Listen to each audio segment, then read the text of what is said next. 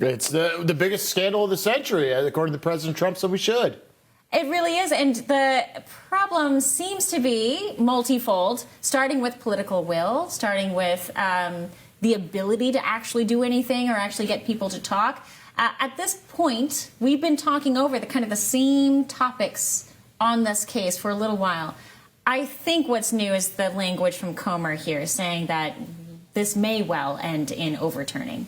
Yes, and I'm thrilled he said it, but let's not forget that President Trump has already said that. As the chief executive, the man who commands the Department of Justice, a couple months after we released our autopen investigation, which broke this whole thing, yes, Trump came out and said the pardons are null and void.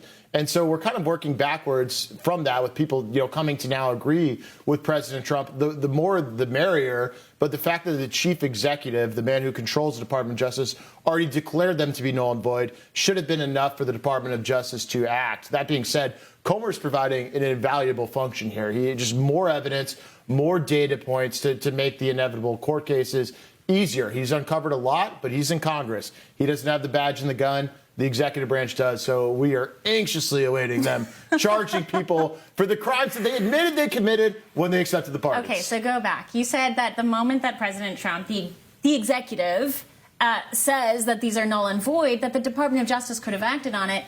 Pam Bondi, clearly on the tail end of a pretty nasty PR misstep, if you will, it would seem that she would be pretty eager to take advantage of something like this and get some brownie points with the base.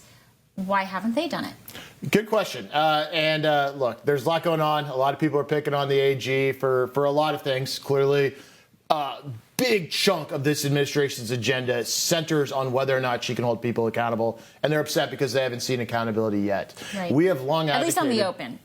We don't know what's happening behind the scenes. Correct. To be fair to them. To be fair. And we're trying to be as fair as possible. But there are certain things that are happening that you can't excuse. For instance, we're suing the Department of Justice for documents related to legal opinions that might have been given concerning autopen usage in the Biden administration. No brainer. It should never be in court in the first place. But we had to sue.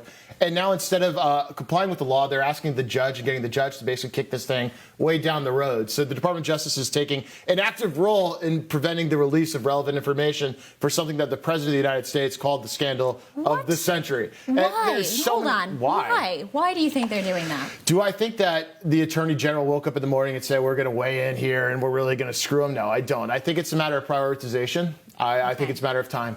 And I think this just hasn't risen to the level of what she views to be a priority.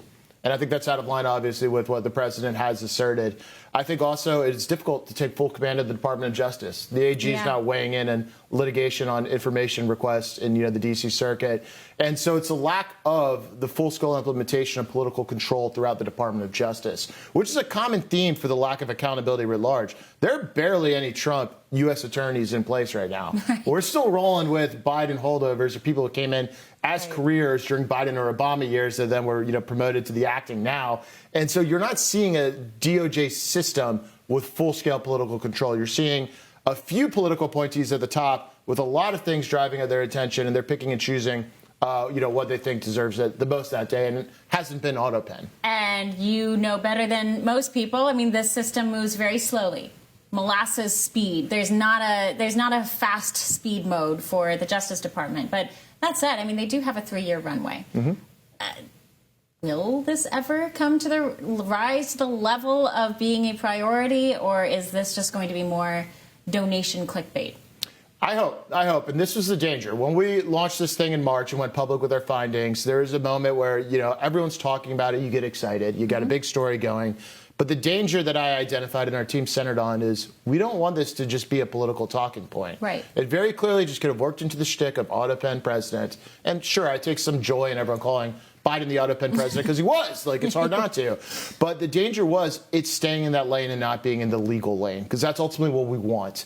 And that's why we have continued to investigate, continue to produce documents that are beneficial towards the eventual prosecution. We have more coming. We've stayed on this the entire time. More bombshells coming, trying to prod the machinery to actually move towards accountability, because it's not just political. Biden was out of it. His administration was terrible. It's core constitutional theory in the U.S. Do we have a president or not? What kind of country do we live in? What kind of government do we have? Are we just owned entity of an administrative state? Or do we, the people, remain sovereign and we can pick a president and the president actually has to do things and can't just delegate it back to the blob? Mike, the questions that are raised in this case just seems ripe for being placed before the Supreme Court, doesn't it? Oh, yeah, it'll be on a rocket ship to it. But to get to the Supreme Court, the first step needs to be taken. And it's so obvious. Right. These people were pardoned for a reason. It's because they were guilty. So charge them for the crimes that they were pardoned for. And as the Biden administration argued in the context of Trump, if you accept a pardon, you're admitting guilt.